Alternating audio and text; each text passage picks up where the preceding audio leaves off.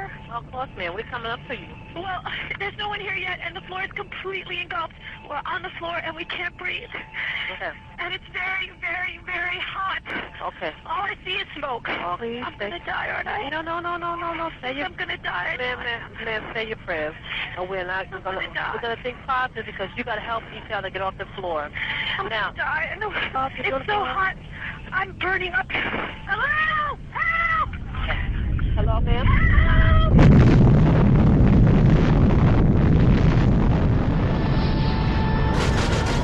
Osama bin Laden is the world's most wanted terrorist. Many to place of bin Laden's terrorist organization, Al-Qaeda, the most feared terrorist And of our punish time. those responsible. The Punish. terrorist to its vast empire. I want justice. And there's an old poster out west, as I recall, that said wanted, dead or alive. En el sitio web del FBI verás que tienen fichado a Bin Laden y que se le cita como uno de los terroristas más buscados. Verás que se le acusa de los ataques de 1998, pero no del 11S.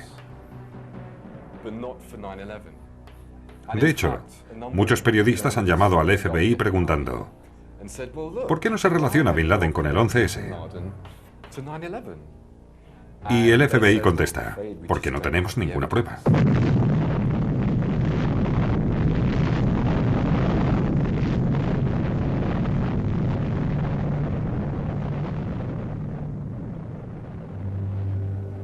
Y esto es solo el comienzo.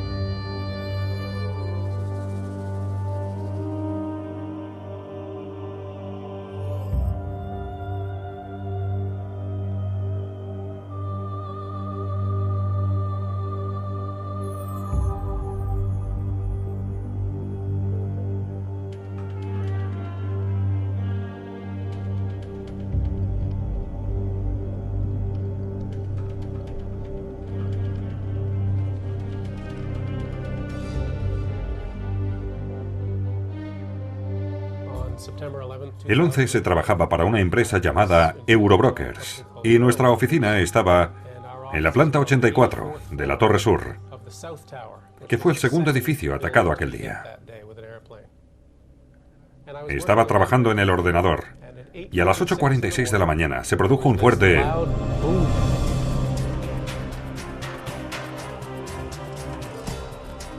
A las 8:46:40, el vuelo número 11 se estrella contra la Torre Norte, causando grandes daños entre los pisos 93 y 99.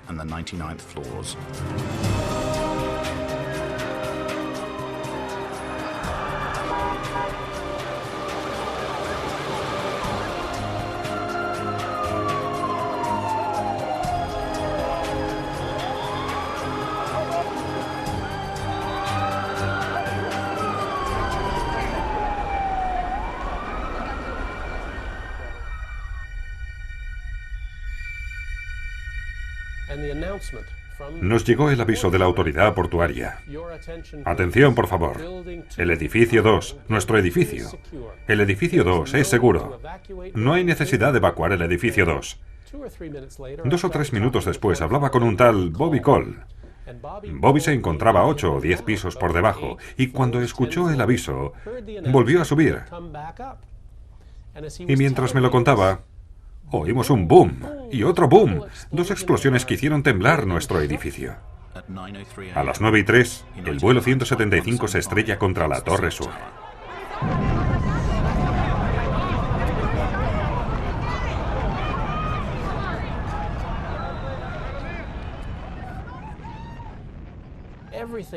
Todo estalló en nuestra habitación. Estábamos en el piso 84. Lo que no sabía era que el segundo avión había chocado 6 plantas por debajo, en la 78.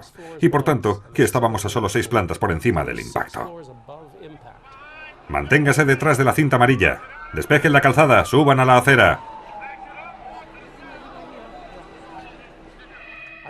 Oí golpes al otro lado de la pared. Y gritos débiles de socorro en el 81. Cargué con una persona que me dijo que era Superman. Después se me cayó encima y me dio un gran beso. Nos levantamos, nos sacudimos del polvo y dije, venga, volvamos a casa.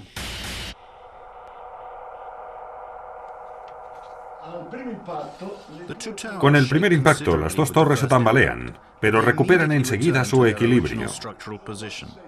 ¿Por qué? Porque fueron diseñadas específicamente para ello.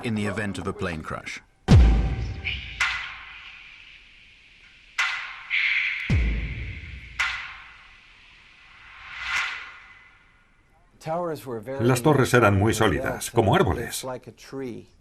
En un árbol, sus fibras están interconectadas entre sí, y por eso si lo doblas, el árbol puede absorber la tensión.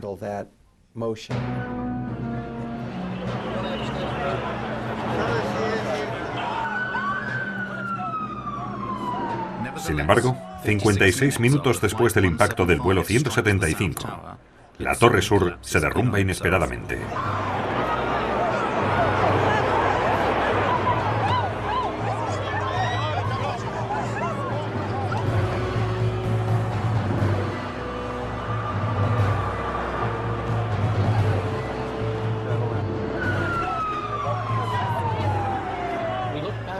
Miramos hacia el World Trade Center, hacia la torre de la que acabábamos de salir, y la vimos venirse abajo. Nos quedamos boquiabiertos.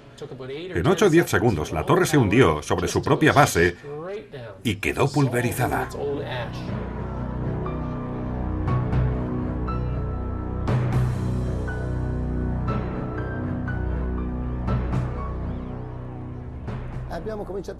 Empezamos a entrar en la torre cuando, de repente, la gente saltaba desde arriba.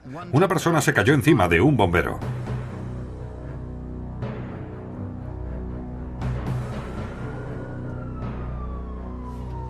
A las 10 y 28 minutos también la torre norte se derrumba.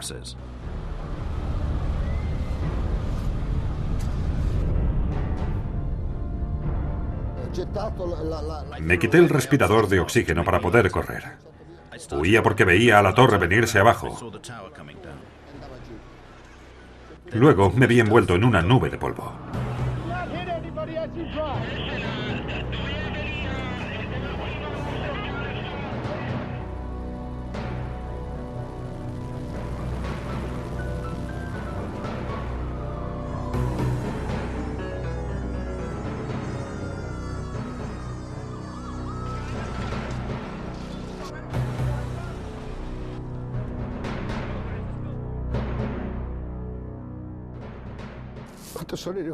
Cuando llegué a casa, toda mi familia me esperaba. Tuve la suerte de volver a casa con mi familia. Todos mis amigos no regresaron nunca.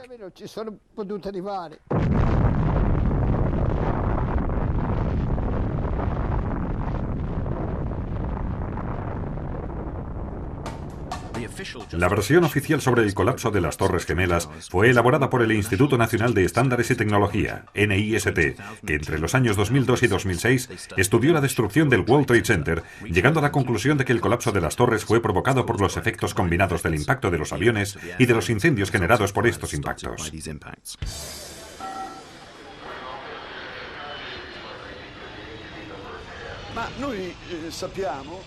Sabemos, por las mismas personas que diseñaron y construyeron las torres, que deberían haber resistido el impacto de más de un avión. Entonces nos preguntamos, ¿los constructores imaginaron que los aviones podrían chocar contra las torres sin combustible?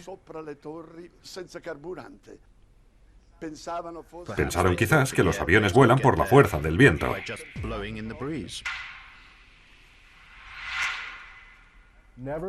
Jamás, ni antes ni después del 11S, se ha caído un edificio de estructura de acero a causa de un incendio.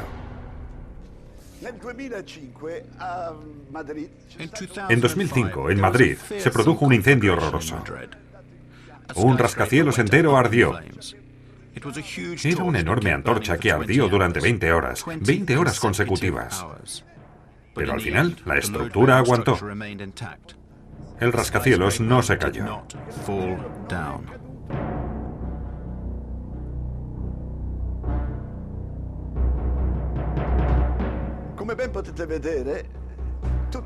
Como se puede ver, el edificio está envuelto por las llamas. Este edificio estaba todavía en construcción, sin embargo, se mantuvo en pie.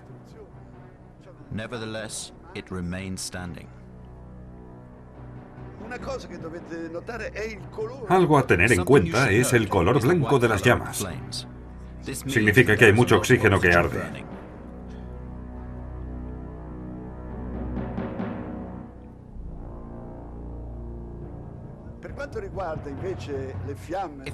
En el caso de las llamas de las torres de Nueva York, vemos que su color es un rojo oscuro y el humo es negro. Los incendios en ambas torres produjeron un humo denso, de color gris oscuro, casi negro. Esto indica que al fuego le faltaba oxígeno. Y bien, a pesar de esto, 55 minutos después, toda la torre se derrumba.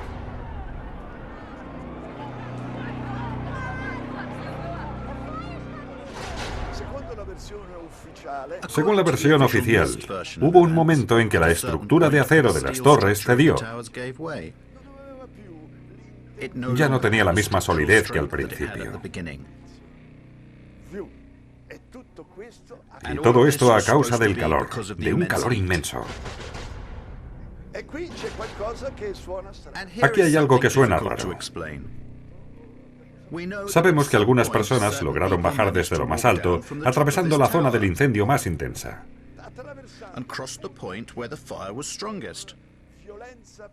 Y llegaron hasta abajo y se salvaron.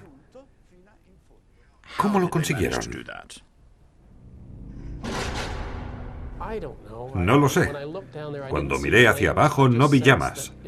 Pensé que valía la pena intentar bajar todo lo posible.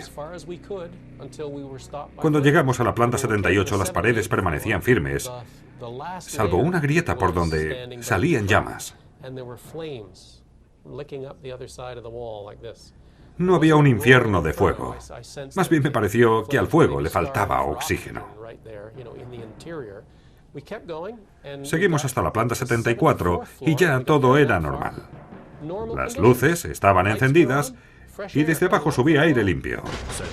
En suma, temperaturas no muy elevadas, como podemos comprobar por la presencia de esta mujer, precisamente en el punto del impacto del avión.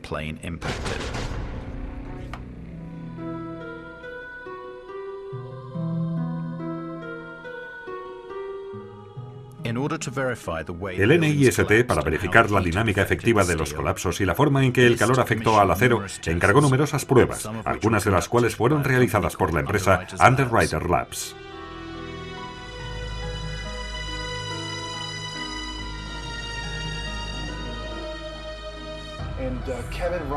Kevin Ryan, un ex empleado de Underwriters Laboratories, cuestionó públicamente el informe del NIST. Una semana después fue despedido de la empresa. Hicimos pruebas sobre modelos de escala en agosto de 2004. Y las pruebas desmintieron la teoría principal de la caída de los edificios, la llamada Pancake Theory. La teoría en que los pisos se quedan apilados. En nuestras pruebas los pisos no se hundían. Y se hicieron en hornos con temperaturas mucho más altas, durante mucho más tiempo. Y aún así los pisos no se hundían.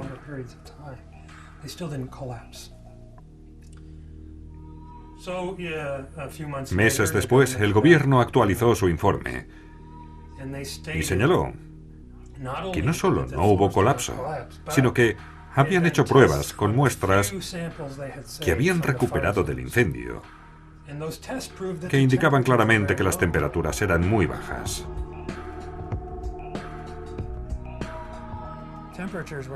Las temperaturas no habían sido suficientes, ni siquiera para debilitar el acero. Y sin embargo, lo que dijeron fue precisamente eso, que los pisos colapsaron y que el acero se debilitó.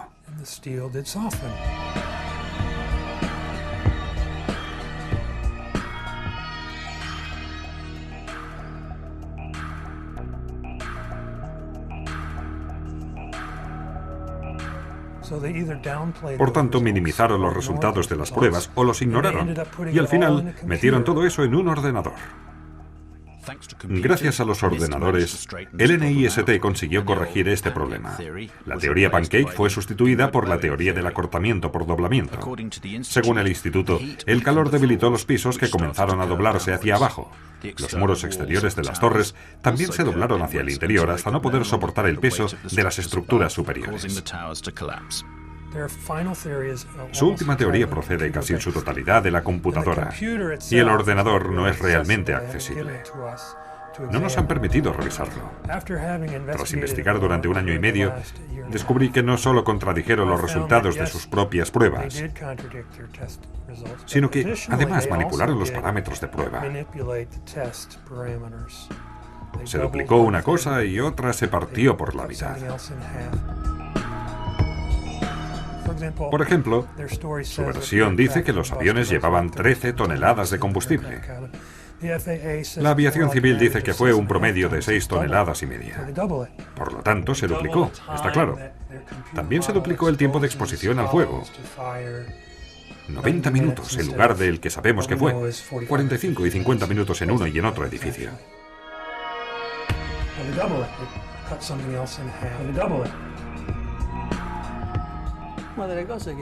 Una de las cosas que más me impresionó fue la increíble velocidad del desplome de las torres.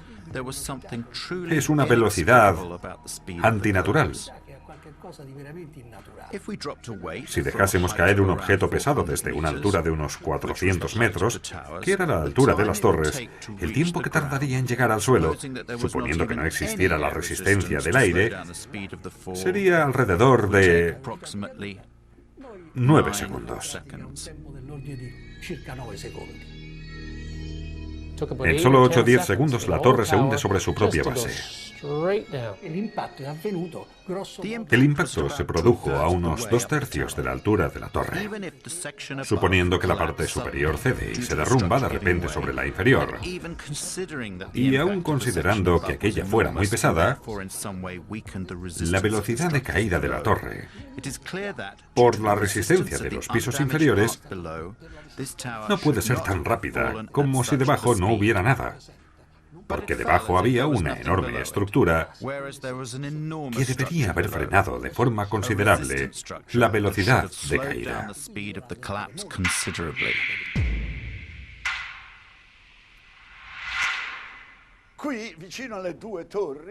Aquí, cerca de las 2 torres, hubo otra gran torre que fue alcanzada por los desechos de esta torre y que también se derrumbó.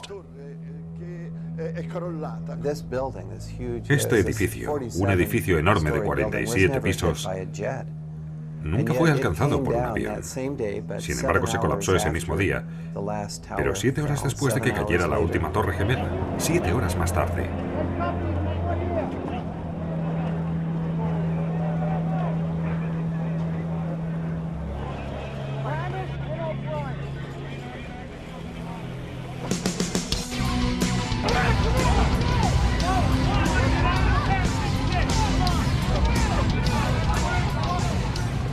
Hemos medido el tiempo de caída y es la velocidad de caída libre.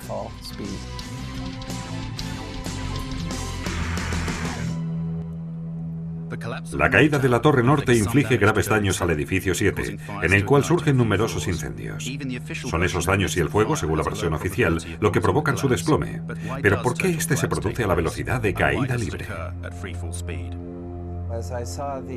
Cuando vi el desplome del World Trade Center 7, entendí que se trataba de algo que se debía estudiar y que no se podía pasar por alto. Pero eso no es todo. Hay algo insólito que comparten los escombros de las Torres Gemelas y del World Trade Center 7. Algo que no puede ser el resultado de un desplome espontáneo.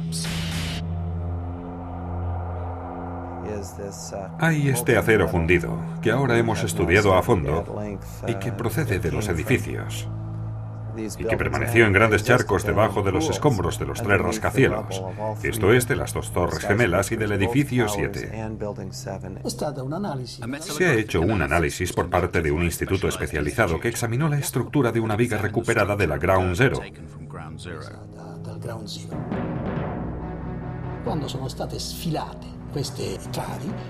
Cuando estas vigas se extrajeron de los escombros, parecía como si una parte de ellas se hubiera derretido.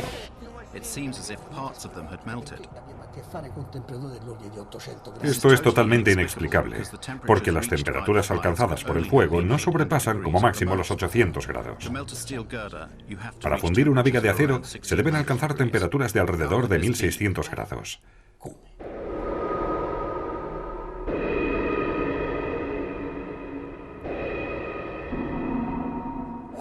¿Cómo puede ser esto?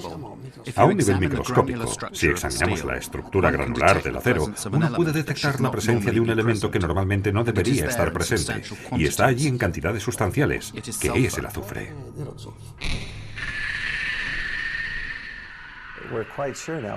Estamos bastante seguros ahora de dónde vino este metal fundido. Se trata de un material llamado termita, constituido por una mezcla de polvo de aluminio, óxido de hierro y azufre.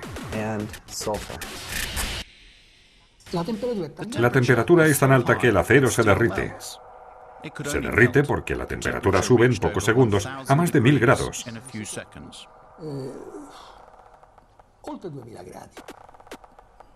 El uso de termita pudiera haber causado la fusión de las vigas de acero. La presencia de termita en los edificios indica que alguien colocó ese material en las columnas de acero para cortarlas de través.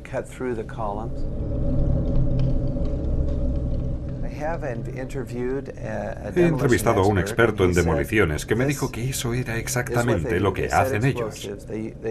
Colocan los explosivos y después los activan por control remoto. Tienen que hacerlo en secuencia para hundir el edificio rápidamente y de forma perpendicular, una demolición controlada.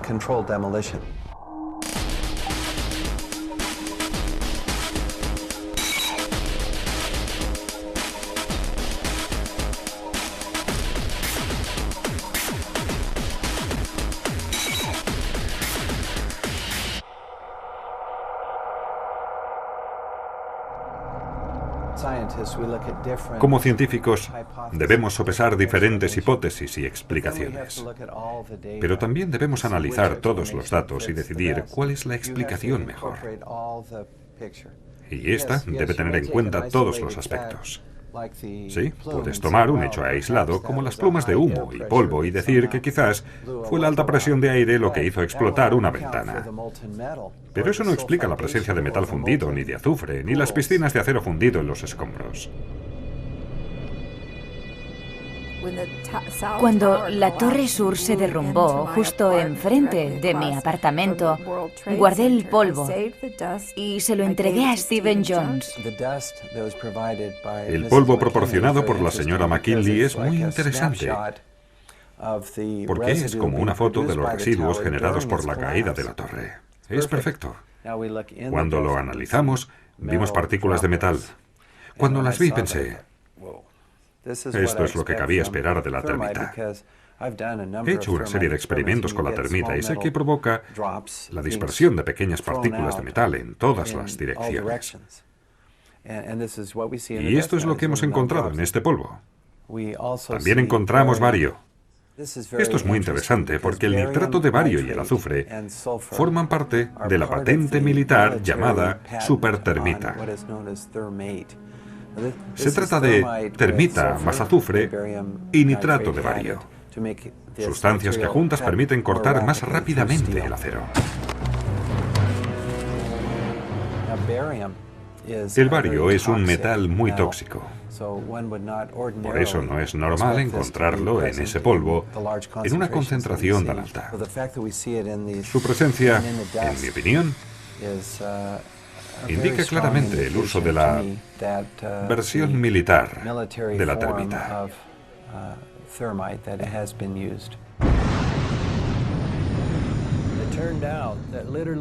Resulta que decenas de bomberos y empleados sanitarios declararon que oyeron 1, 2, 3, 7, 8 y según algunos 10 explosiones en el interior del edificio.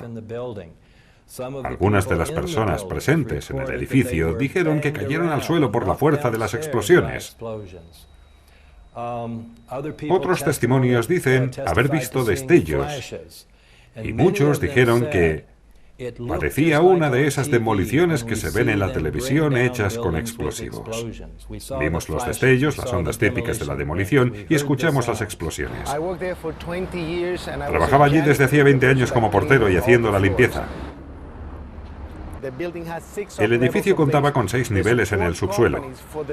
Las empresas de mantenimiento del World Trade Center se encontraban en el sótano B1. Cuando estaba allí, a las 8:46 de repente se produjo una explosión tan fuerte que nos levantó del suelo. Estaba intentando entender lo sucedido, cuando unos 5 o 6 segundos después escuchamos otro boom mucho más arriba. Se trató de 2 hechos diferentes, por tanto. En ese momento dije, Dios mío, un chico entró corriendo en la habitación. Ese chico entró con las manos por delante y los brazos despellejados, con la piel colgando de la punta de los dedos. Y en ese momento pensé que era su ropa. Fui a decirle algo. Le miré a la cara y me di cuenta de que le faltaban partes de su rostro. Ese día la única llave maestra la tenía él. Y con ella se fue hacia arriba abriendo puertas para que los bomberos pudieran subir. Y él solo ayudó a unas 15 o 20 personas a bajar y a salir. Así que empecé a abrir las puertas de la escalera para que la gente pudiera escapar. Willie se convirtió en un héroe y fue invitado a la Casa Blanca. Tenemos una foto en la que George Bush rinde honores a Willie Rodríguez por su heroísmo. Oíamos diferentes explosiones y pregunté a los bomberos de qué se podía tratar y me respondieron, quizá por el gas de las cocinas. Y dije, no, las cocinas son todas eléctricas, eso no tiene ningún sentido.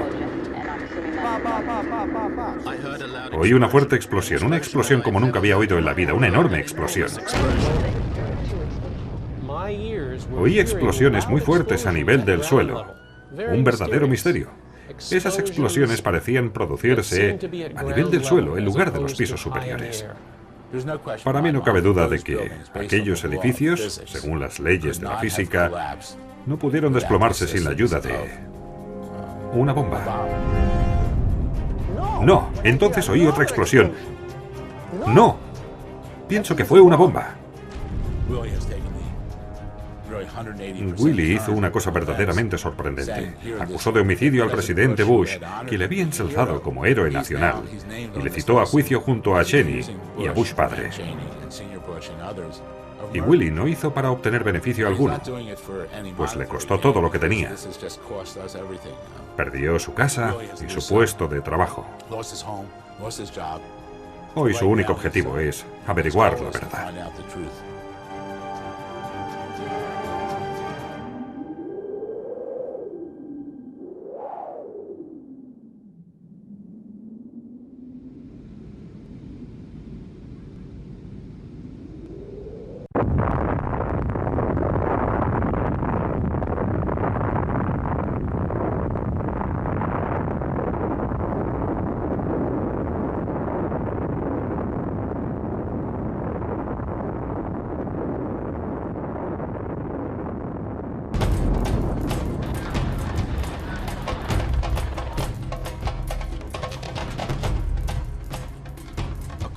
Según la versión oficial, a las 9:37 horas, el vuelo número 77 de American Airlines se había estrellado contra el Pentágono. Estas insólitas imágenes muestran la escena inmediatamente después del impacto, una hora antes de que toda la estructura se derrumbase.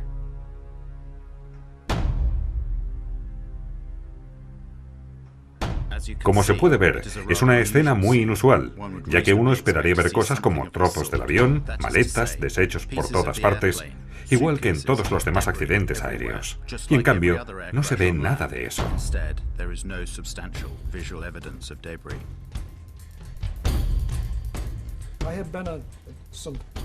He estado presente en muchos desastres aéreos cuando estaba en la aviación militar, y nunca he visto uno donde no hubiera rastro alguno del avión accidentado. Aquí tenemos un presunto desastre aéreo en el que no hay indicios, ninguna prueba. Cero. ¿A dónde se fue el avión? ¿Se desintegró contra la fachada? Si así fuese, en la zona del desastre habrían esparcidas diferentes partes del avión. Cosas como los motores, el tren de aterrizaje, los frenos y las ruedas son muy difíciles de destruir porque están hechas con materiales muy resistentes. No creo que un avión pueda ir tan rápido como para que estas cosas queden pulverizadas. Nunca lo he visto en toda mi vida. Miras alrededor y hay un agujero de 5 metros para un avión que tiene más de 38 metros de largo.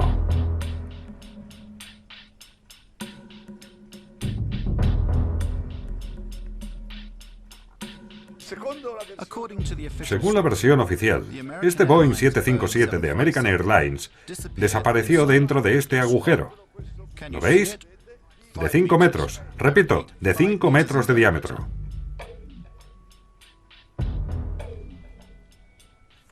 Vamos a hacer algunos cálculos.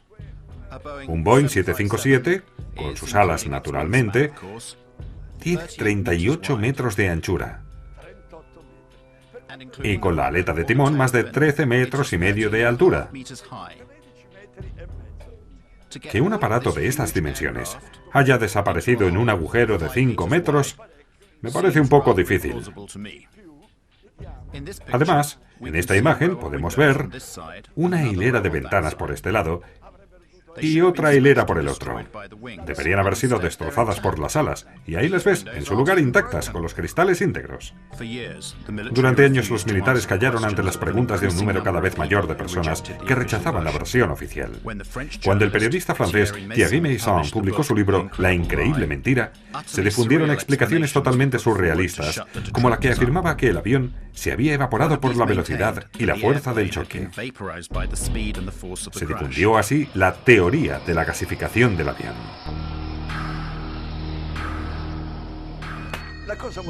Una cosa extraña es la desaparición de algunos componentes de este Boeing. En primer lugar, los dos motores y después las alas. ¿A dónde fueron a parar? ¿Gasificadas? Por lo que se refiere al fuselaje, quedó intacto y traspasó la pared exterior del Pentágono y salió por el otro lado, por la parte opuesta, destruyendo numerosas columnas.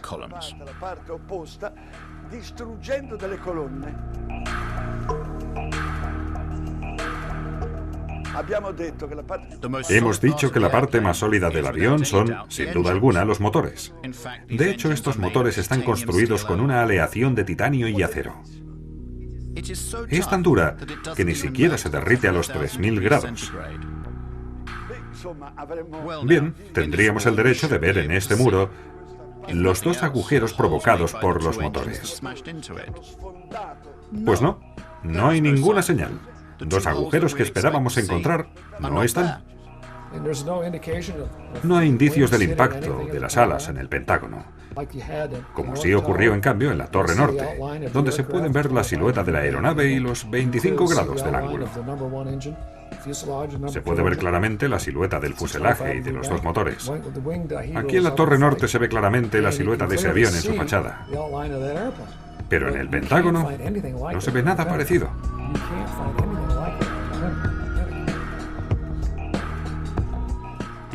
Estas incongruencias hacen difícil defender la versión oficial.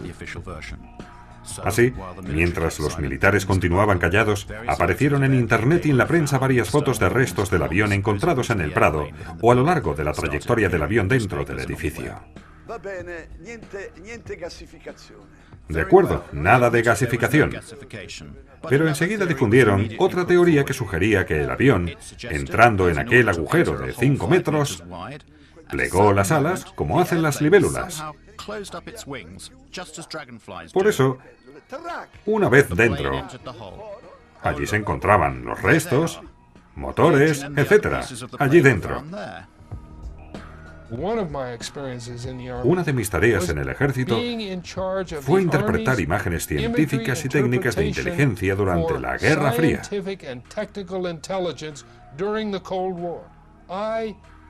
Medía las dimensiones de los aparatos soviéticos a partir de fotografías. Ese era mi trabajo. Ahora miro el agujero del Pentágono y miro el tamaño del avión que se supone que ha chocado contra el Pentágono. El avión no cabe en ese agujero. Entonces, ¿qué se estrelló verdaderamente contra el Pentágono? ¿Qué fue lo que impactó? ¿Dónde está? ¿Qué está pasando?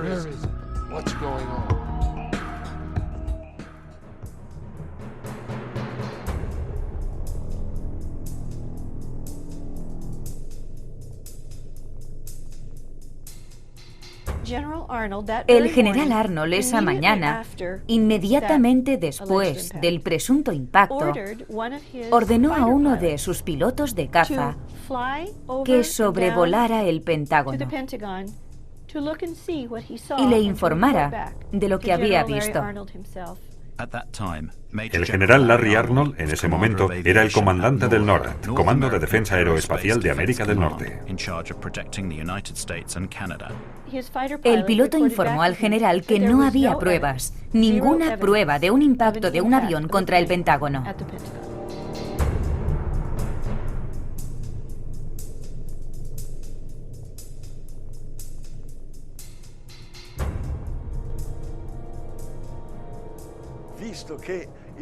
Dado que el Pentágono poseía 86 grabaciones distintas del incidente, ¿por qué no se mostraron algunas a las personas dubitativas?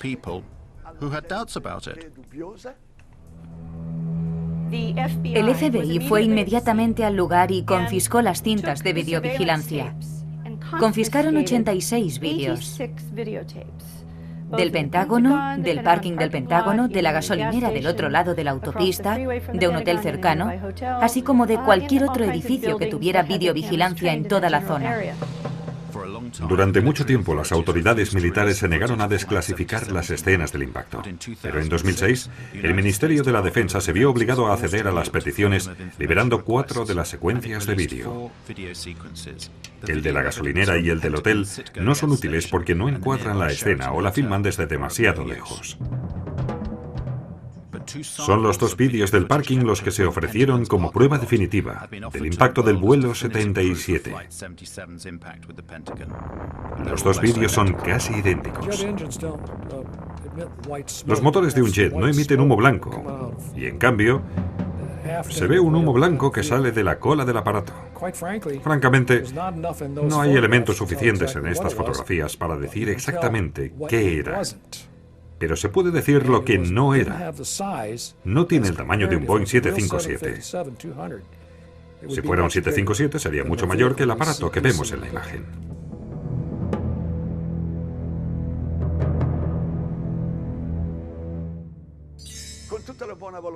Con la mejor voluntad. ¿Vosotros veis un avión aquí? El Pentágono nos contestó, no, no se ve el avión porque lamentablemente el avión pasó entre un fotograma y el siguiente, entre un fotograma y el siguiente.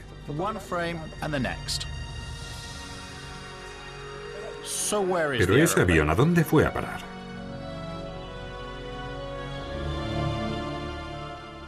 Según la agente del FBI, Jacqueline Maguire, como se puede ver en esta declaración jurada, solo una cámara tomó imágenes de la escena, y esos son los fotogramas que ya hemos visto.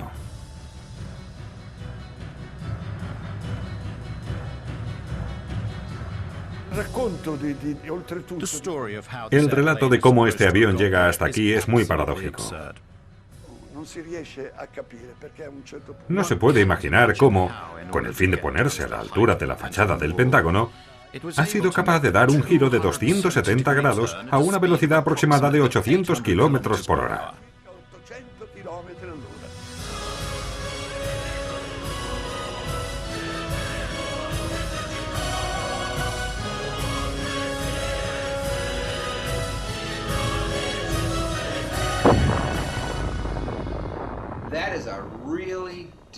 Se trata de una maniobra muy difícil. Le digo que incluso un piloto experto con miles de horas de vuelo probablemente tendría que hacer 10 o 20 intentos antes de realizar con éxito esa maniobra.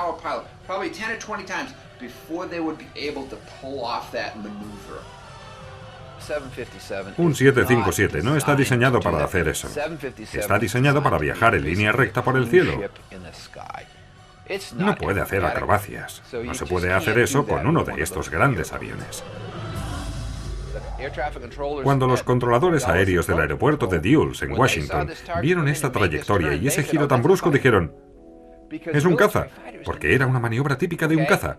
Solo un caza militar guiado mediante control remoto puede hacer ese tipo de maniobras. Han sido diseñados para hacer esas acrobacias.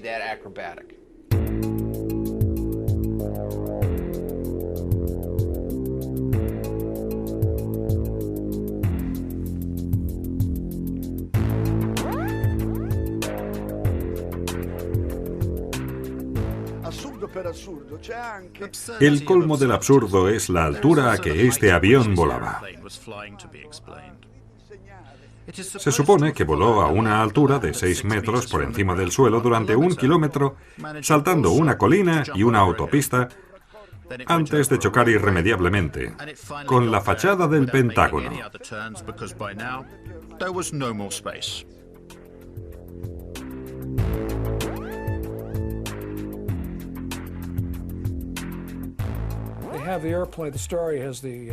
Han dicho que el vuelo 77 iba a 530 millas por hora, pero es una velocidad imposible. No se puede ir tan rápido a una cota tan baja. A una cota alta se puede ir a esa velocidad, pero no a 6 metros del suelo, porque el aire es demasiado denso. I challenge any pilot anywhere. Give him a Boeing 757, tell him to do 400 knots 20 feet above the ground for half a mile. Can't do. It's aerodynamically impossible. Por tanto, la historia de cómo el avión se estrelló en el Pentágono no tiene ningún sentido.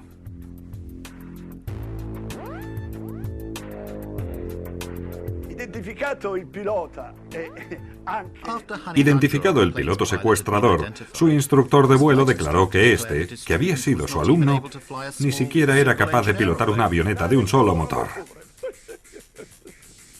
Estos hombres no tenían la experiencia necesaria para maniobras tan complejas, suponiendo que el avión fuera capaz de aguantarlas. Estos chicos no tienen experiencia. Nadie en el mundo, tras haber pilotado un 172, puede pilotar un 757, que no ha pilotado antes. Sería como decir, si has trinchado el pavo de Navidad, ya puedes hacer un trasplante de corazón.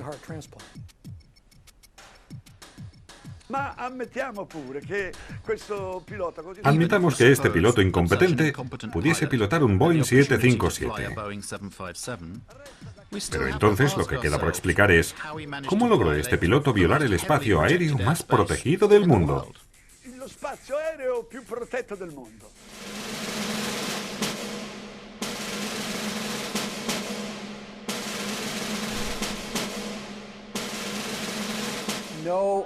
Ningún avión no detectado se aproxima al Pentágono o a la Casa Blanca. Eso no ocurre. Punto. El espacio aéreo de Washington D.C., llamado P-56, es de los más controlados del planeta. Cuenta con su propio sistema de seguimiento por radar y de respuesta militar. P-56 es el espacio aéreo restringido en torno al Pentágono y a la Casa Blanca. Es una zona muy sensible a la que ningún avión no identificado puede acceder. Washington tiene una zona de defensa aérea de 50 millas de radio y una zona protegida de 17 millas alrededor del monumento a Washington, y luego otra zona de 3 millas alrededor del Capitolio. Es un espacio aéreo impenetrable. No puede ser de otra manera, dada la importancia de los edificios que se encuentran allí. Es una zona totalmente inaccesible. Nadie entra allí dentro. Nadie. En la base aérea de Andrews, a 15 kilómetros de Washington, hay cazas F-16 y F-18. También la 113ª Unidad Aérea de la Guardia Nacional se encuentra en una base aeronaval en la costa y pueden enviar cazas en muy poco tiempo. Las dos bases estaban operativas aquel día, pero ninguna de las dos intervino. Además, el Pentágono tiene su propio sistema de defensa. Si un avión, cualquier clase de avión, iba hacia el Pentágono, ¿por qué las baterías antiaéreas del Pentágono no dispararon? Después de todo, estamos hablando del edificio más protegido del planeta.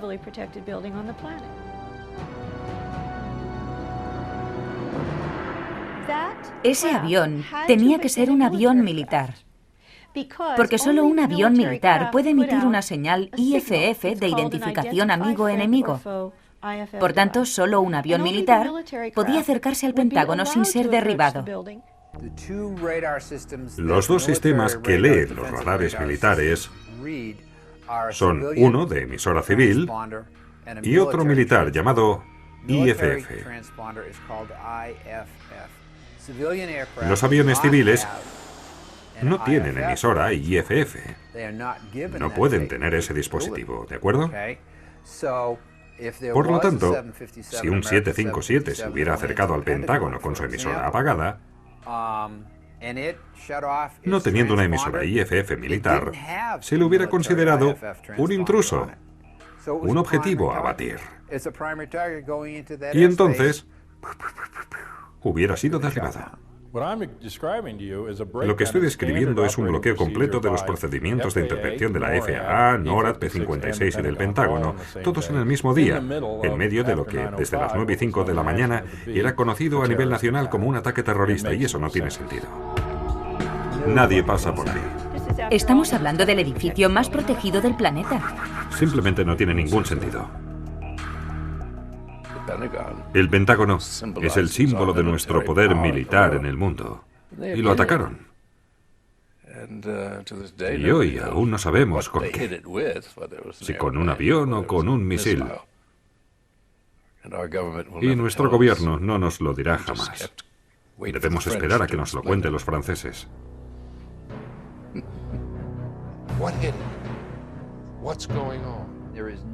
Hasta ahora no hay nadie que haya dicho con toda seguridad en esta investigación que se trataba del vuelo 77. Lo suponen, lo presumen, lo imaginan. Dicen, esto es lo que creemos que es.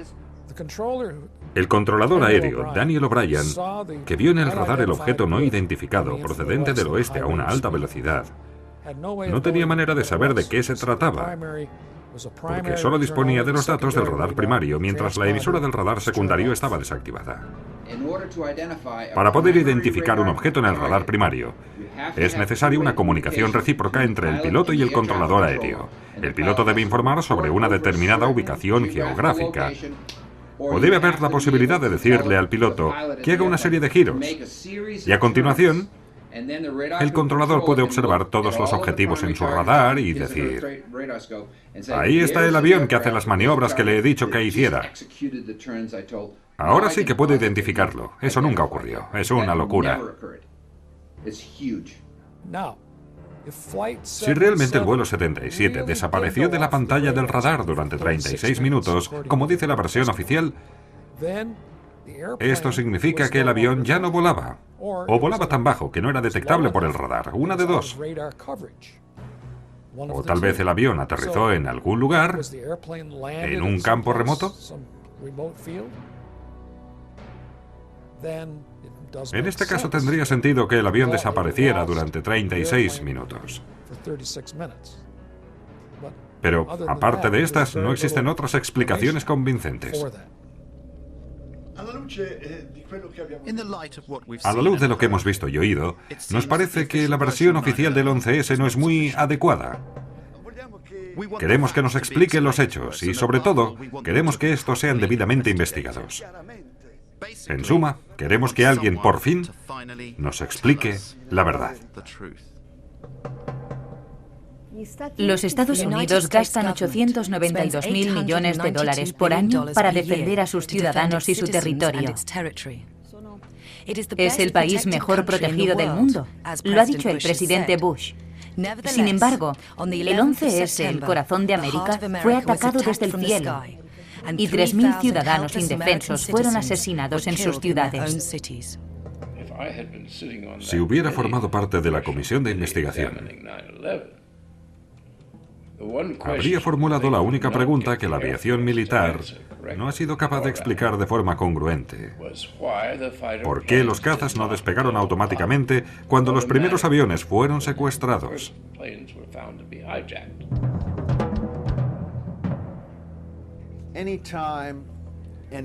Si un avión se desvía de su rumbo, o se pierde el contacto por radio, o su emisora de radar no funciona,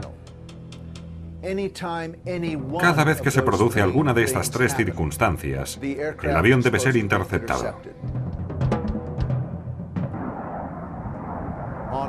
En el 11S se dieron estos tres supuestos. Y sin embargo, ningún avión fue interceptado. Los aviones volaron entre 20 y 90 minutos sin ser interceptados. Tenemos contactos directos con nuestros colegas de la defensa aérea por medio de conexiones directas que se efectúan desde esta pantalla táctil. Al pulsar una sola tecla, aquí se efectúa la llamada al operador de la defensa, que en este caso les responde inmediatamente. En el tiempo que tarda en responder a la llamada, unos 2 o 3 segundos, la información puede ser comunicada.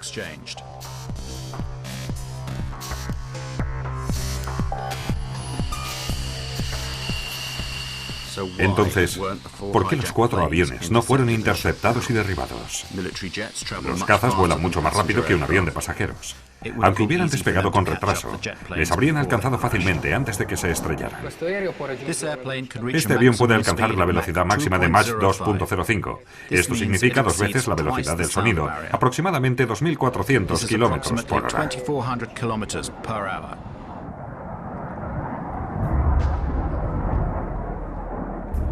En el noreste de los Estados Unidos hay 16 bases de la Fuerza Aérea. ¿Por qué no fueron interceptados los aviones? Según la versión oficial, la defensa aérea fue informada demasiado tarde. Una de las mentiras más grandes se refiere a la presunta incompetencia de la aviación civil. Cuando perdemos a un avión, actuamos inmediatamente. No perdemos el tiempo, no hay demora, no atenemos al protocolo.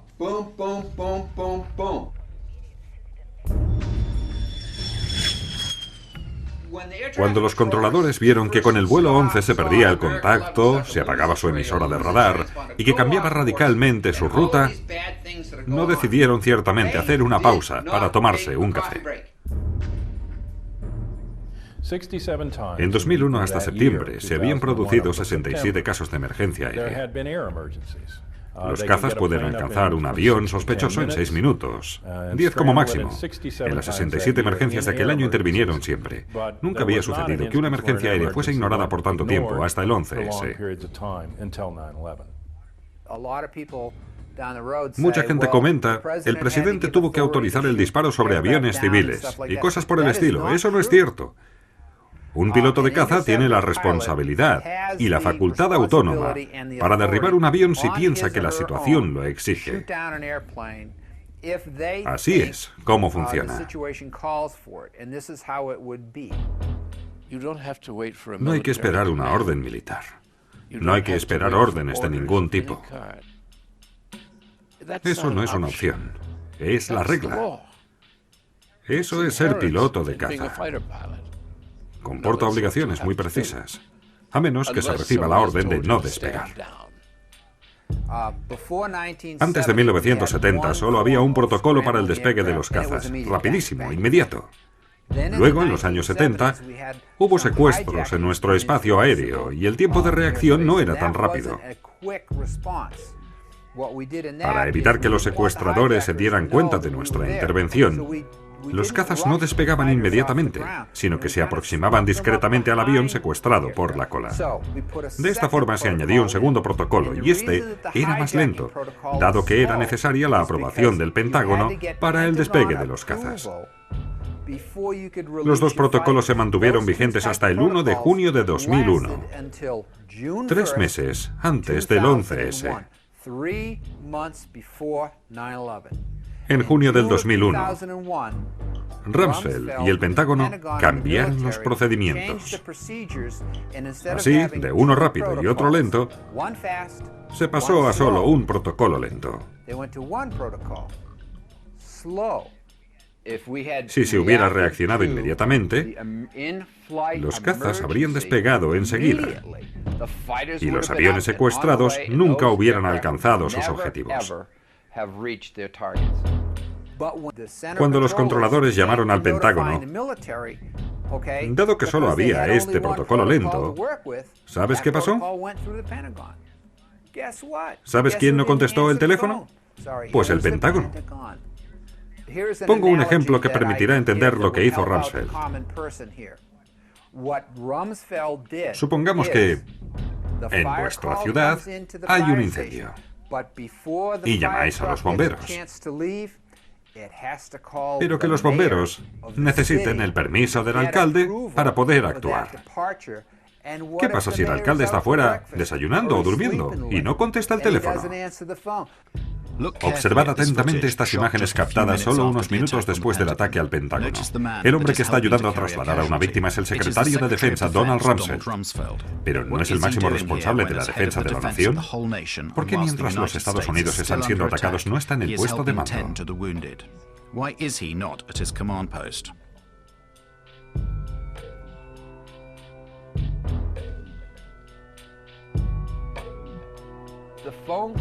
Se llamó por teléfono al Pentágono. Pero los militares permanecieron sentados diciendo: «Hey, ¿nadie responde a ese teléfono?».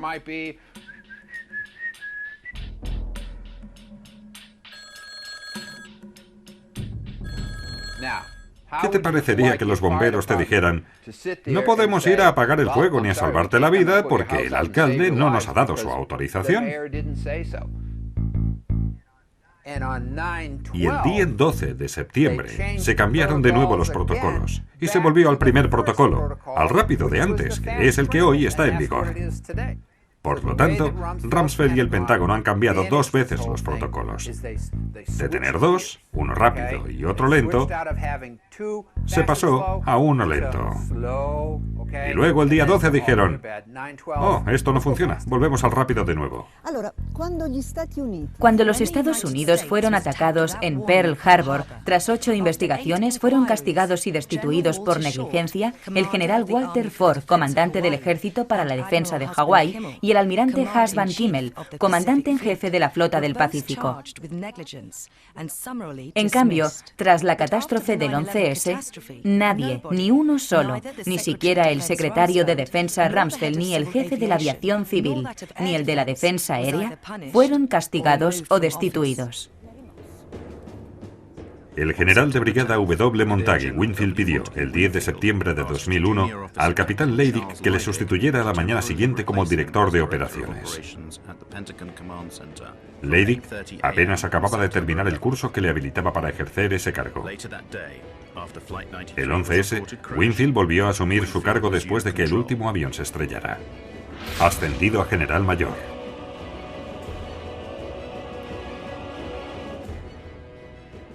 Capitán Charles Leidig era el director de operaciones en sustitución de Winfield la mañana del 11S.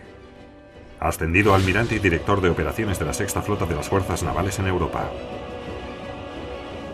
General de brigada David F. Worley Jr. El 11S era el comandante de la base aérea de Andrews, que era la más cercana al Pentágono. Ascendido a general mayor del Comando General de la Guardia Nacional del Distrito de Columbia. Richard B. Myers, vicepresidente del Estado Mayor de las Fuerzas Aéreas. El 11S era el jefe interino de todas las Fuerzas Armadas porque el jefe del Estado Mayor, Hugh Shelton, estaba fuera del país. Ascendido a jefe de Estado Mayor el 1 de octubre de 2001. El 14 de septiembre de 2001, tras solo 3 días de investigaciones, el FBI ya lo sabe todo acerca de los secuestradores de los vuelos. En las últimas 24 horas hemos investigado todos los indicios posibles y los hemos utilizado como el fundamento de la investigación. Hemos hablado con muchos parientes de las víctimas y hemos identificado, creo que con éxito, a muchos de los secuestradores de los 4 aviones. Veamos el caso Lockerbie. Se tardó 2 años para hacer las acusaciones en ese caso. 2 años. En este caso, en solo 3 días, el FBI proporcionó los nombres de los secuestradores sin aportar ninguna prueba de que estuvieran realmente a bordo de los vuelos. El 12 de septiembre de 2001, el fiscal general de los Estados Unidos, el señor Ashcroft, declara al mundo entero que se ha encontrado el pasaporte de uno de los secuestradores a pocas manzanas de las ruinas de la zona cero.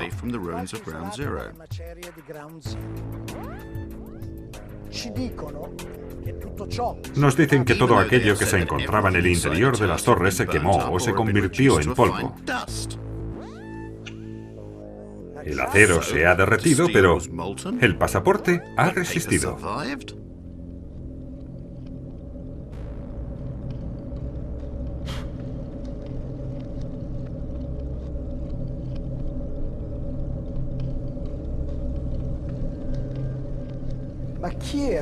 Pero ¿quiénes eran realmente los secuestradores?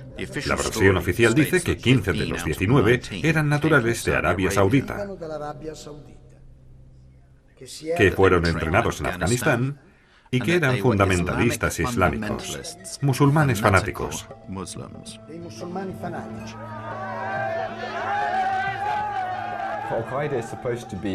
Al-Qaeda se supone que se trata de una red salafista, y el salafismo es una rama muy puritana del Islam,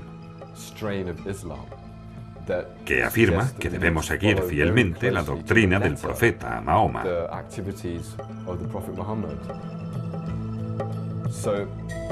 ¿Esas personas eran fundamentalistas islámicos? Los hechos sugieren que no.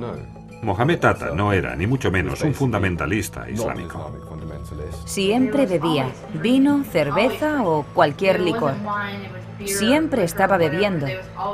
Y siempre llevaba encima grandes cantidades de cocaína. Tanto Mohamed como toda esa gente que andaba con él estaban siempre borrachos, colocados, desquiciados.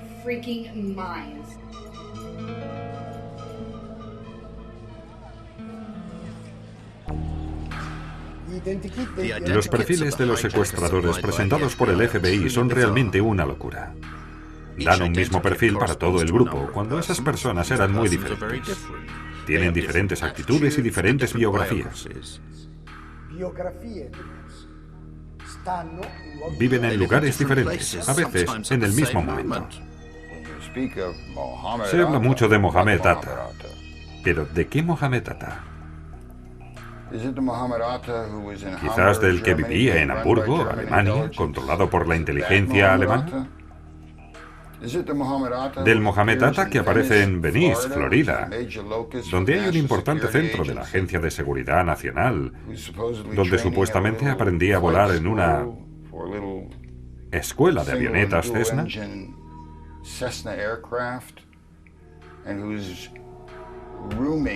El Atta que se alojaba con un hombre llamado Charlie Voss, piloto de la CIA, que llevó armas a Nicaragua y traficó con cocaína por cuenta de la CIA? ¿Del Mohamed Atta que habló con su padre el 12 de septiembre, según informó Newsweek, en una entrevista hecha al padre en El Cairo? ¿Del Mohamed Atta que aparece en el bar llamado Shookers de Hollywood, Florida, metiéndose cocaína y emborrachándose con vodka? Y el que a la hora de pagar la factura dice: yo trabajo para una compañía aérea de Estados Unidos, ¿cree usted que no puedo pagar mi factura? Me cago en Dios.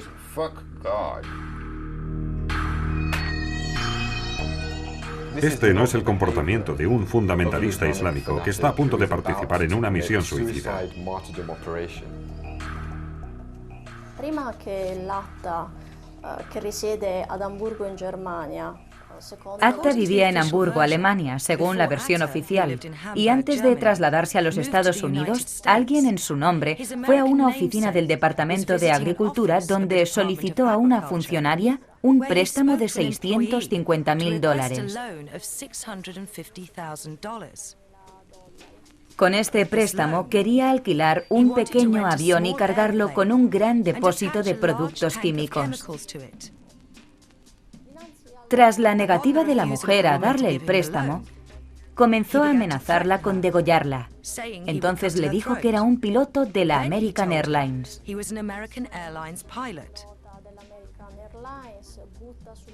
Tiró un manojo de billetes en el mostrador y pidió información sobre los sistemas de seguridad de las Torres Gemelas. Incluso intentó convencerla de que le vendiese un póster del Pentágono que había en la oficina, y después se fue. ¿Es ese el comportamiento de un miembro de una célula secreta? ¿O el de un individuo que solo desea ser recordado? Esto no es el comportamiento de un fanático islámico que está a punto de participar en una misión suicida. Según la versión oficial, Al-Omari y Atta parten de Florida rumbo a Boston, de donde despegarán 2 de los aviones secuestrados. Pero cuando llegan a Boston, el coche no se detiene.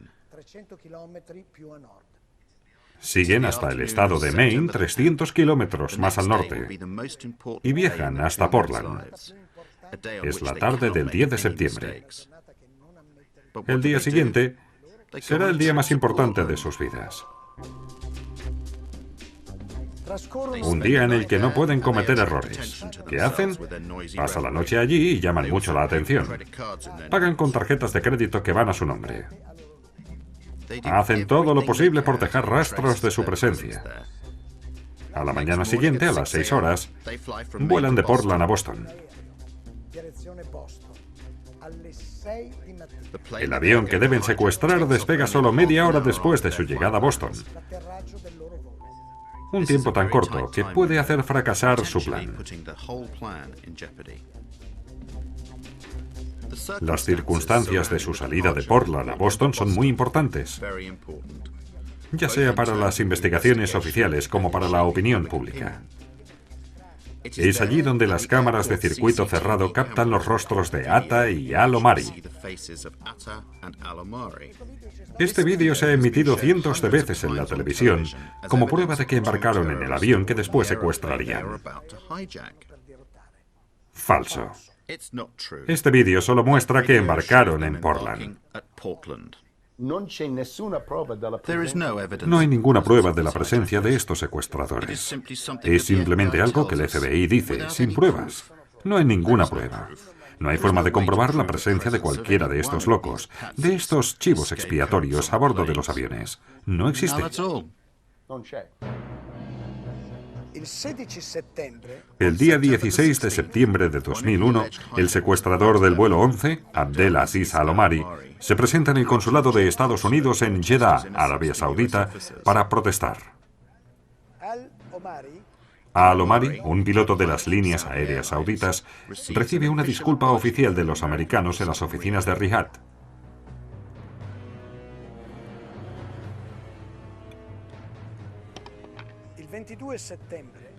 El 22 de septiembre, también Walid al-Shaheri declara que sigue vivo. Se suponía que había secuestrado el vuelo 11. Desde su casa en Casablanca, Marruecos, el impertinente al-Shaheri se declara inocente. Al día siguiente, el 23 de septiembre, el Daily Telegraph publica las protestas de Shahid al-Ghamdi y Ahmed al-Nami, ambos vivos y pilotos en las líneas aéreas de Arabia Saudita.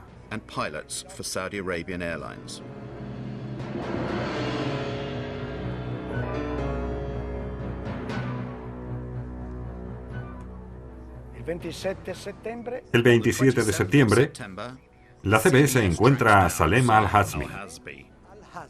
Según el FBI, murió en el vuelo 77 que impactó en el Pentágono. Sin embargo, curiosamente, se obstina en seguir vivo en Arabia Saudita, donde trabajaba en una instalación petroquímica.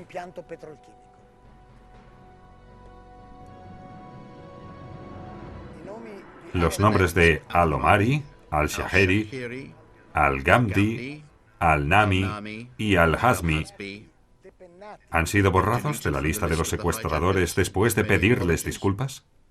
No. 6 años después, estas 19 personas siguen siendo las únicas culpables de los atentados.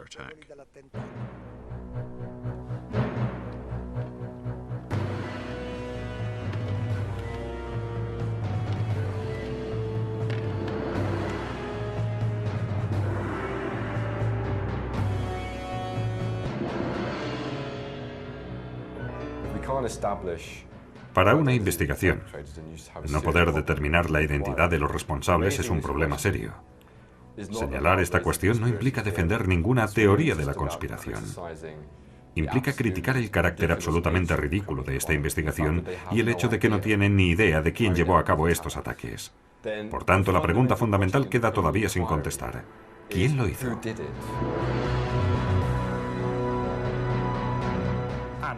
Tienen a esta organización malvada. Tienen al líder, Bin Laden, de esta organización malvada. Tienen a una red secreta en unas cuevas de Afganistán. Parece el guión de una película de James Bond. La primera cinta de vídeo de Bin Laden que se filtró a los medios y utilizada para sugerir que Osama Bin Laden había reivindicado los ataques era una cinta muy problemática. Y un análisis ha demostrado que era un fraude a partir de varios elementos. Por ejemplo, Osama Bin Laden llevaba un anillo de oro. Pero, según la ley islámica, está prohibido que un hombre lleve joyas de oro. Entonces, ¿por qué el jefe de uno de los movimientos salafistas más militantes llevaba un anillo de oro? No tiene sentido. El vídeo en cuestión, que se encontró en circunstancias muy dudosas en Afganistán, en una casa de la que se dijo que había sido abandonada por Al-Qaeda, ha sido cuestionado por diversas razones. Por ejemplo, una red de televisión alemana me dio una traducción alternativa completamente diferente a la dada por los investigadores estadounidenses. No reclaman un papel en los ataques del 11S, sino sencillamente están explicando lo que ocurrió el 11S.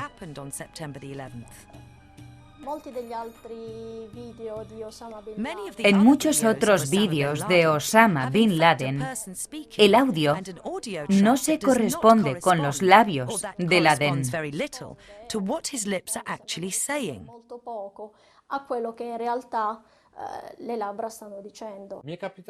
Muchas veces me preguntan, ¿cómo puedes dudar de la versión oficial si Bin Laden mismo ha aparecido varias veces en la televisión diciendo, yo lo hice?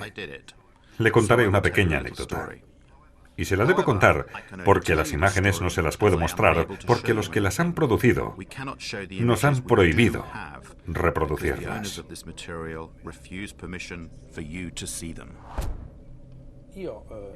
Yo, como miembro de la Comisión de Seguridad y Defensa del Parlamento Europeo, fui invitado en el verano de 2005 a asistir a la proyección de un PowerPoint organizado por el Centro de Estudios Estratégicos de Washington. En él se explicaba qué sucedería en Europa si Bruselas fuese atacada con una bomba nuclear. 50.000 muertos, centenares de miles de heridos, una nube radioactiva, las reacciones de las capitales occidentales. De repente, en la pantalla aparece Osama Bin Laden atribuyéndose la responsabilidad por el ataque nuclear a la sede de la OTAN. Todos los miembros del Parlamento, incluido yo mismo, ni siquiera comenzamos a discutir. Un parlamentario se levantó y dijo, hoy nos habéis hecho la mejor demostración de que la imagen de Osama Bin Laden puede ser manipulada totalmente.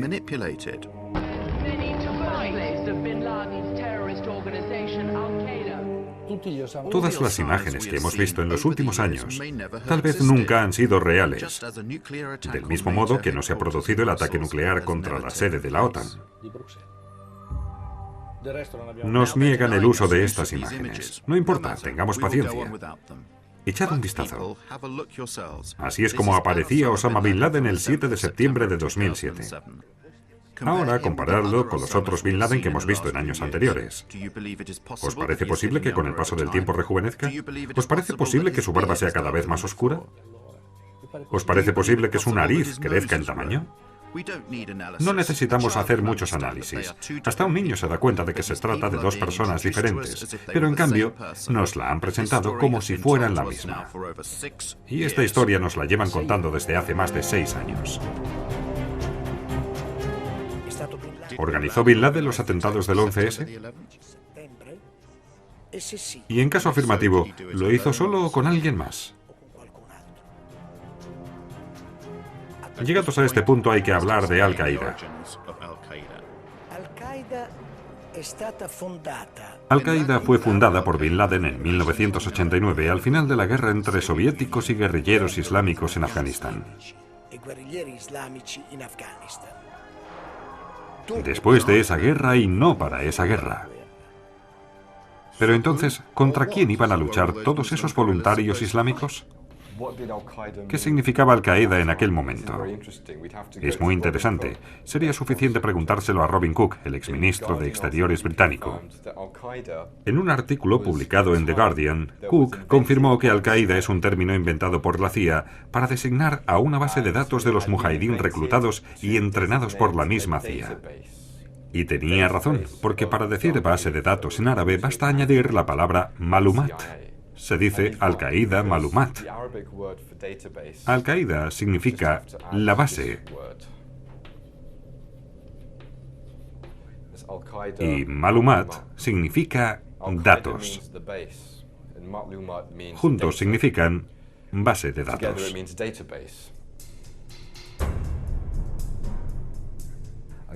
Al-Qaeda es una bufonada. Al-Qaeda no es una organización. Al-Qaeda es solo una etiqueta. No existe una organización que se llama Al-Qaeda. Al-Qaeda es una lista de los participantes en la guerra de Afganistán de los años 80. Al-Qaeda no es nada. Es solo un espantajo hinchado por la propaganda occidental para mostrar a la gente el gran mal.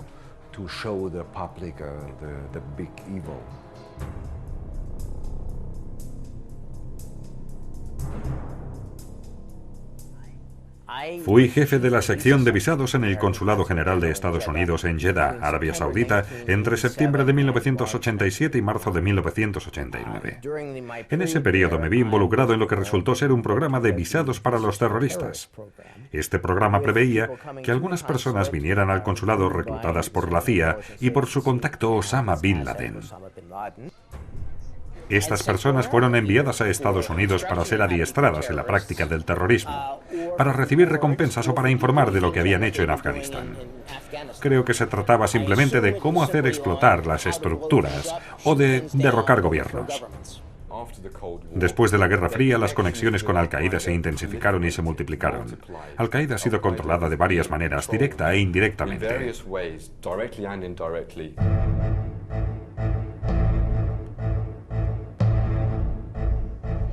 Al-Qaeda ha sido utilizada de forma sistemática en diversos conflictos. Entre 1992 y 1995, aparece en el conflicto de Bosnia. Creo que el gobierno estadounidense trabaja con varias organizaciones árabes y musulmanas, fuera Al-Qaeda o fuesen personas que se convirtieron en miembros de Al-Qaeda. El gobierno las ha adiestrado, armado y enviado a los Balcanes para derrocar a Slobodan Milosevic y a sus aliados. Esta política continuó en los Balcanes, incluso después del 2001.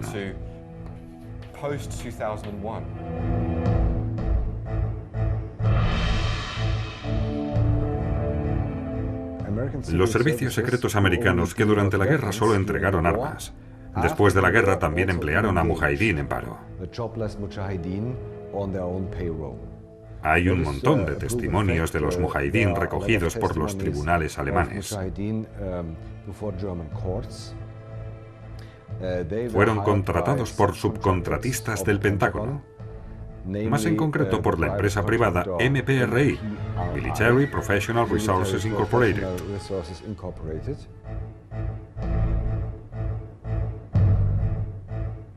MPRI era privada, pero en realidad era un tipo de entidad secreta del ejército de Estados Unidos. Tienen a más generales de 4 estrellas contratados que el propio Pentágono. Cuando el Pentágono quiere hacer algún trabajo sucio y piensa que no puede conseguir el dinero o la aprobación del Congreso, dan el trabajo a esta empresa privada. A principios de verano de 1999, el MPRI trajo a estos mujahidín de vuelta a los Balcanes, especialmente a Kosovo, para ayudar al Ejército Terrorista de Liberación Nacional. Los emplearon y les pagaron mensualmente. Muchos mujahidín bosnios participaron en los grandes atentados terroristas de los últimos 5 años. Por ejemplo, si hablamos del 11S, 5 de cada 7 árabes involucrados eran excombatientes mujahidín en Bosnia. 5 de 7. Nadie habla de ello. Como saben, quienes han pedido un visado para ir a Estados Unidos, para tramitarlo se precisa un tipo de información muy detallada. Un alto funcionario del consulado de Jeddah, Michael Springman, dimite y denuncia que en esa oficina trabajan muchos hombres de la CIA camuflados y que la oficina expedía fácilmente muchos visados a personas muy sospechosas. Me dijo un buen contacto, un hombre de negocios de fuera del consulado americano, que si decía una sola palabra de lo que ocurría en el consulado, me despedirían inmediatamente. Esa oficina en Jeddah expidió muchos de los 15 visados utilizados por los secuestradores para entrar en los Estados Unidos. De estas 15 solicitudes de visado, ninguna es regular. Por ejemplo, para el destino, muchos de ellos escribieron hotel, Nueva York o California, y en un caso simplemente no. Por tanto, fue una práctica habitual hacer entrar a los terroristas de Al-Qaeda en los Estados Unidos para adiestrarlos. Y esto se prolongó durante años. Lo mismo ocurrió con los involucrados en el 11S. 6 de los terroristas, entre ellos Mohamed Atta, se adiestraron en instalaciones militares de Estados Unidos. Mohamed Atta fue a la escuela para oficiales de la base aérea de Maxwell.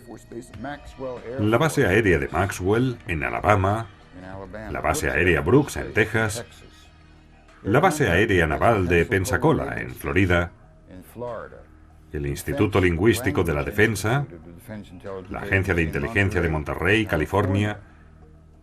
Esa gente estaba literalmente en manos de los servicios secretos. Por tanto, los principales secuestradores se adiestraron y combatieron en la ex Yugoslavia, pagados por una empresa de mercenarios relacionada con el Pentágono. Gracias a la CIA consiguieron los visados para entrar en Estados Unidos. Una vez en América, hicieron todo lo posible para ser reconocidos y para llamar la atención, ya que estaban seguros de su impunidad. Se entrenaron en bases militares norteamericanas y asistieron a escuelas de vuelo, pero sin aprender a volar.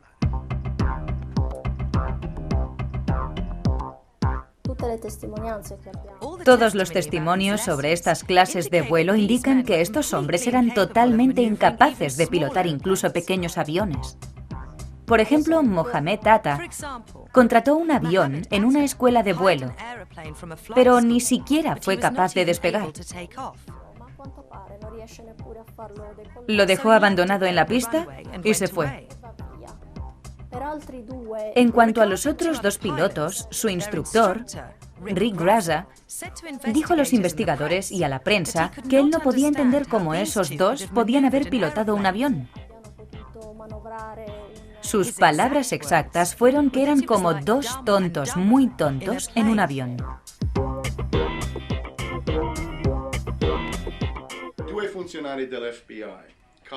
2 agentes del FBI, Colin Rowley en Minneapolis, en el estado de Minnesota, y otro que se encontraba en Phoenix, en Arizona, enviaron mensajes a la sede central del FBI diciendo, más o menos, Tengan cuidado. Hay muchos árabes que se han inscrito aquí en una escuela de vuelo. La primera persona en la escuela de vuelo en llamar al FBI se arriesgó mucho, porque pasó información sobre un cliente extranjero. Y esas escuelas de vuelo dependen en gran parte de los pilotos extranjeros. Pero él señaló a un cliente. Esta persona es muy sospechosa. Una larga lista de indicios señalaba a Musawi como posible terrorista. Quería aprender a volar, pero no a despegar ni aterrizar. Nunca había visto a una persona tan extraña inscribirse en una escuela de vuelo.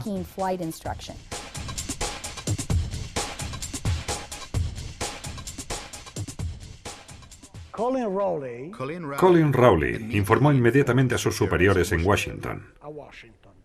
Pero no pasó nada. Las investigaciones fueron obstruidas.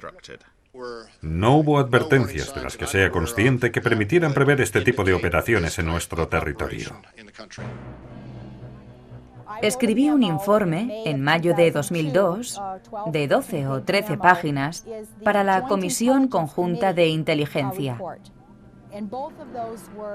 Básicamente, lo que decía era que no era verdad que los atentados del 11S no hubieran podido ser previstos. Durante el verano anterior al 11S, el director interino del FBI, el señor Picard, intentó advertir un par de veces al ministro de Justicia y fiscal general Ashcroft sobre el riesgo terrorista. La primera vez, Ashcroft mostró poco interés por el asunto. De hecho, en el agosto de 2001 definió el terrorismo como la última de sus prioridades. En un momento, Ashcroft le dijo a Picard: "No quiero oír hablar más sobre el terrorismo".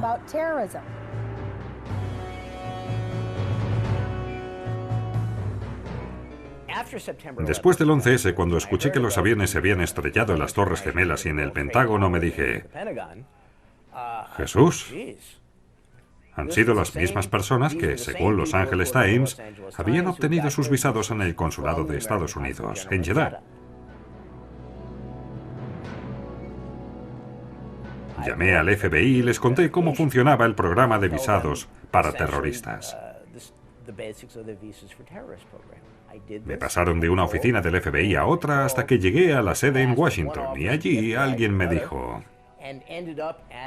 "Nos pondremos en contacto con usted". Pues bien, 6 años después todavía sigo esperando.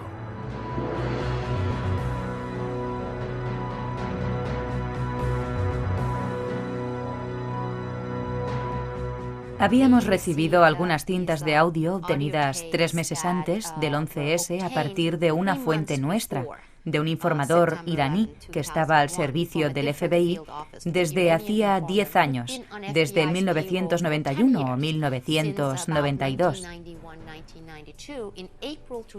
En abril de 2001, este informador dijo al FBI que había obtenido una información según la cual Al-Qaeda y Bin Laden estaban preparando un ataque contra los Estados Unidos que afectaría a 5 grandes ciudades con el empleo de aviones, y que el ataque tendría lugar en los próximos meses.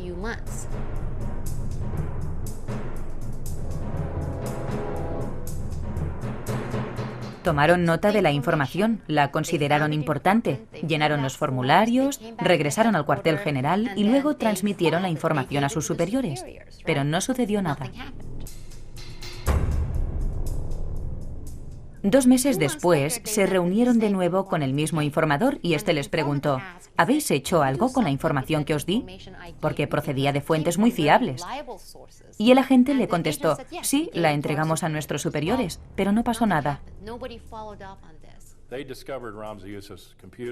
En el 1996, en las Filipinas, descubrieron en el ordenador de Ramzi Youssef los detalles del plan Bojinka. Este plan preveía el secuestro de aviones para estrellarlos contra el Pentágono, la Casa Blanca, el Capitolio, la sede de la CIA y las Torres Gemelas. Un año antes del 11S, en octubre de 2000, el Pentágono había llevado a cabo un ejercicio con los bomberos. Un ejercicio en el que se simulaba el choque de un avión contra el Pentágono y la intervención de los los bomberos. En suma, no se trató de un hecho imprevisto e inesperado. No solo se lo esperaban, sino que ya estaban preparados para afrontarlo.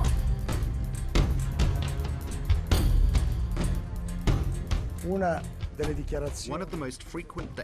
de las declaraciones más frecuentes de la administración Bush fue: estos ataques nos cogieron por sorpresa. Creo que nadie pudo prever el uso de un avión secuestrado como un misil. No creo que el gobierno pudiera prever que habrían lanzado aviones de pasajeros contra los edificios en un número tan grande.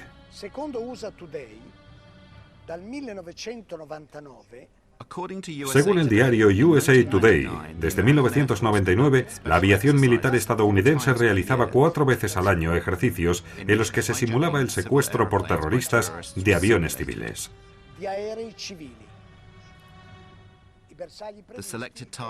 Los blancos previstos eran las Torres Gemelas y el Pentágono.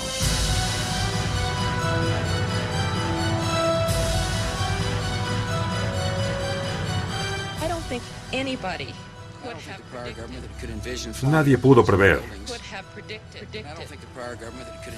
No creo que el gobierno pudiera prever que habrían lanzado aviones de pasajeros contra los edificios en un número tan grande.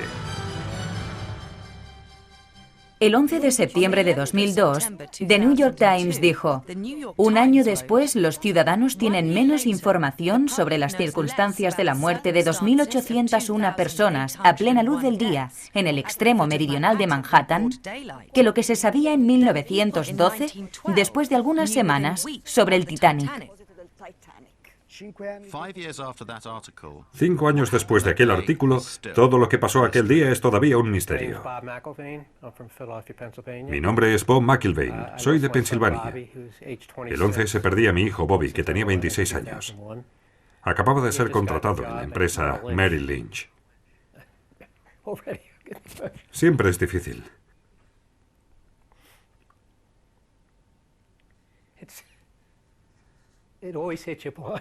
No os preocupéis, ahora se me pasa. Cada vez que pienso en aquel día, el dolor me desgarra. Pienso que hablando sobre ello, tarde o temprano el dolor disminuirá, pero nunca sucede.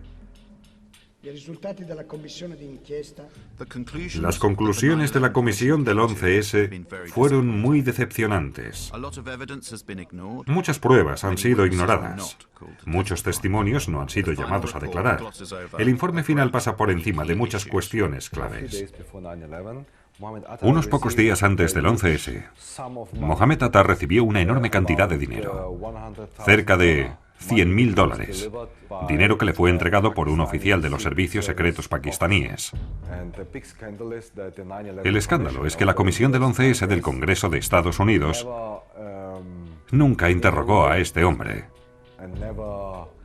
y nunca trató de averiguar nada sobre la historia de esos $100.000. Mientras todo el mundo estaba ofreciendo testimonios televisados a toda la nación, el mío quisieron que fuera puerta cerrada. ¿Por qué quisieron que fuese a puerta cerrada? No tiene ningún sentido.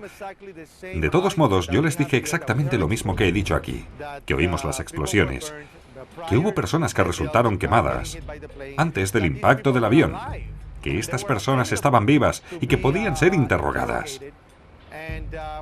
Y, ¡wow!, qué sorpresa cuando finalmente se hicieron públicas las conclusiones. Mi nombre no aparecía por ninguna parte, no se me mencionaba. No llamaron a ninguno de los testigos que les había señalado. Había 17 bomberos y 22 supervivientes.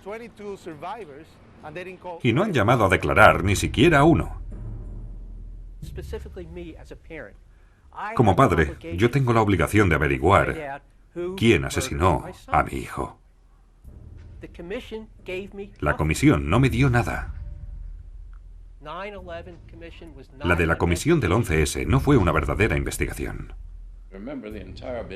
Recuerde que toda la familia Bin Laden fue evacuada en un avión más tarde. Fue reunida desde todas partes de los Estados Unidos y trasladada fuera del país a la velocidad de la luz mientras el Pentágono todavía estaba ardiendo.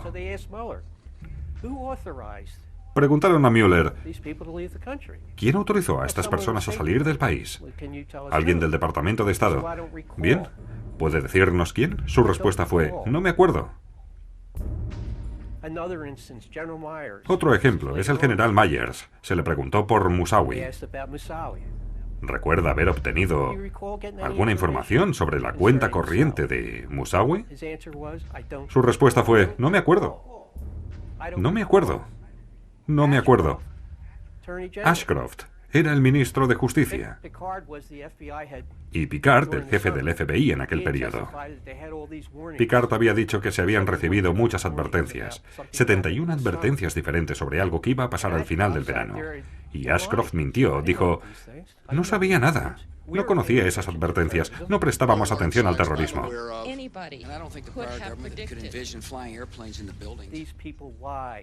Estas personas mintieron y nuestro gobierno las protege. Era obvio que estaban mintiendo. Deberían ir a la cárcel. Mueller debería estar en la cárcel. Ashcroft debería estar en la cárcel. Condoleezza Rice debería estar en la cárcel.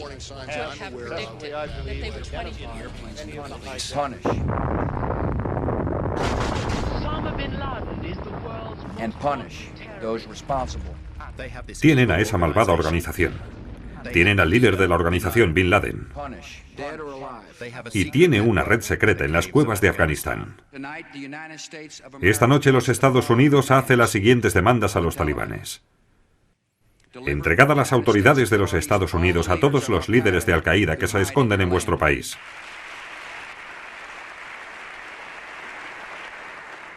Permitid a los Estados Unidos pleno acceso a los campamentos de entrenamiento de terroristas para poder asegurarnos de que ya no son operativos. Y que esto quede claro, estas demandas no son negociables.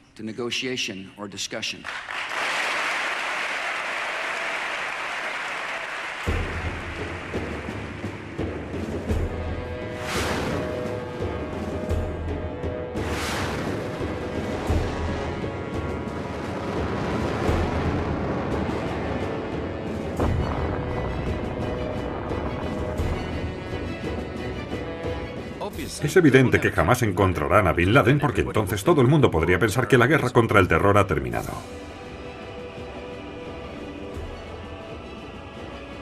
Es difícil para los americanos imaginar lo malas que son las personas que hacen estas cosas.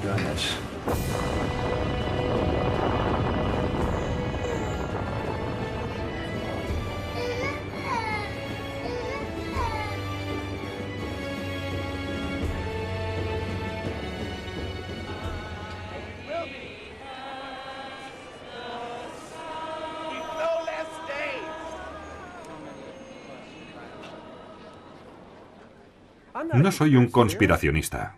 Soy un padre buscando al asesino de mi hijo. Y hay que ser un idiota para creer que todo esto lo hicieron 19 árabes. Esto lo sabe hasta mi perro. Poneros en mi piel y pensad que han asesinado a vuestro hijo y nadie investiga su muerte. ¿Cómo sentiríais si se negaran a investigar el asesinato de vuestro hijo?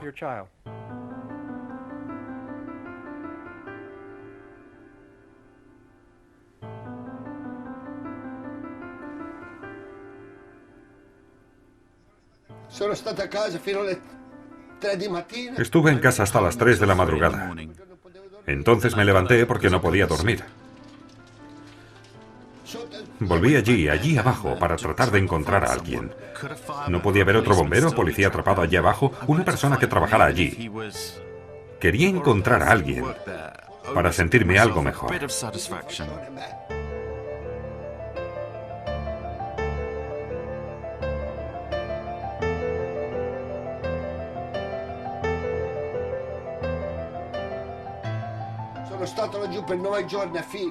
Estuve buscando durante 9 días, pero no encontré a nadie con vida.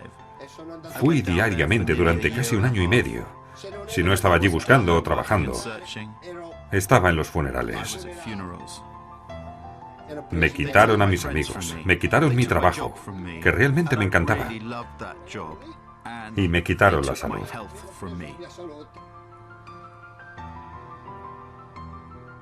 No quiero olvidar ese día.